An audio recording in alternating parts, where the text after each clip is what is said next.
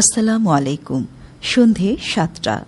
বাংলাদেশ বেতার খুলনা, খবর পড়ছি উম্মে কুলসুম পলি।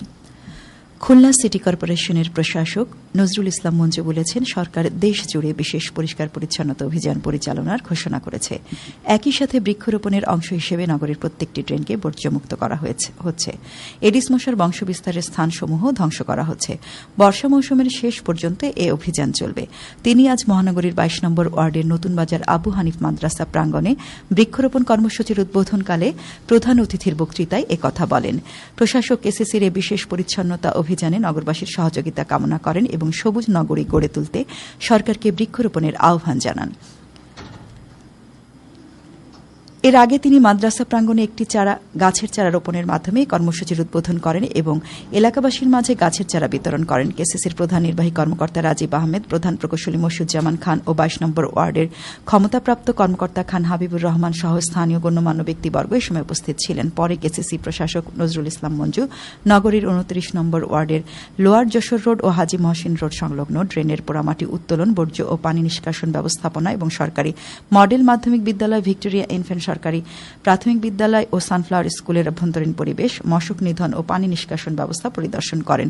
পরিদর্শনকালে প্রশাসক স্কুলের অভ্যন্তরীণ পরিবেশ পরিষ্কার পরিচ্ছন্ন রাখার জন্য শিক্ষকদের প্রতি আহ্বান জানান।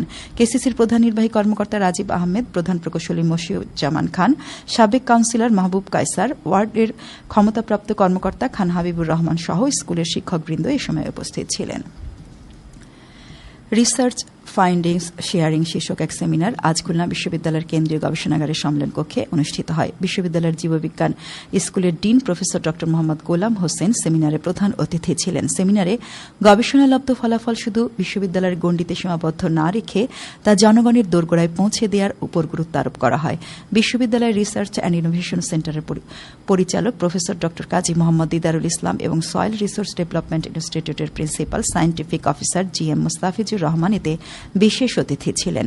এসডব্লিউ ডিসিপ্লিনের প্রধান প্রফেসর ড মোহাম্মদ জাবের হোসেনের সভাপতিত্বে এসডব্লিউ ডিসিপ্লিনের শিক্ষক শিক্ষার্থী, সরকারি ও বেসরকারি বিভিন্ন প্রতিষ্ঠানের প্রতিনিধি, গবেষক এবং কৃষিজীবীরা অংশগ্রহণ করেন। খুলনা বিশ্ববিদ্যালয়ের soil, water and environment discipline এর আয়োজন করে। আসন্ন এইচএসসি পরীক্ষা উপলক্ষে এক মতবিনিময় সভা আজ সাতক্ষীরা সরকারি কলেজের হলরুমে অনুষ্ঠিত হয়। যশোর শিক্ষা বোর্ডের চেয়ারম্যান প্রফেসর ফারুকে আজম মোহাম্মদ আব্দুস সালাম এতে প্রধান অতিথি ছিলেন। সভায় বর্তমান সরকারের ঘোষিত নীতি অনুসারে নকলমুক্ত পরিবেশে আসন্ন এইচএসসি পরীক্ষা সম্পন্ন করার বিষয়ে বিভিন্ন দিক নির্দেশনা দেওয়া হয়। সাতক্ষীরা সরকারি কলেজের অধ্যক্ষের সভাপতিত্বে বিভিন্ন কলেজের অধ্যক্ষগণ এ সময় উপস্থিত ছিলেন।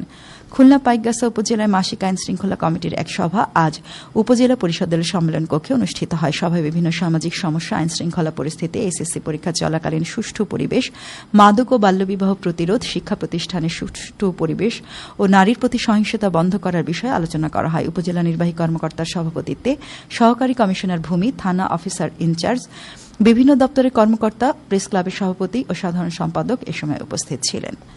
খুলনার পাইকগাছা উপজেলার 4টি এতিমখানার আজ ৪৯ জন এতিম শিশুর মধ্যে ৫,৮৮,০০০ টাকা চেক বিতরণ করা হয়। উপজেলা নির্বাহী কর্মকর্তার অফিস কক্ষে আয়োজিত এক অনুষ্ঠানে উপজেলা নির্বাহী কর্মকর্তা এ চেক বিতরণ করেন। উপজেলা সমাজসেবা কর্মকর্তা ও যুব উন্নয়ন কর্মকর্তা সহ সংশ্লিষ্টরা এ সময় উপস্থিত ছিলেন।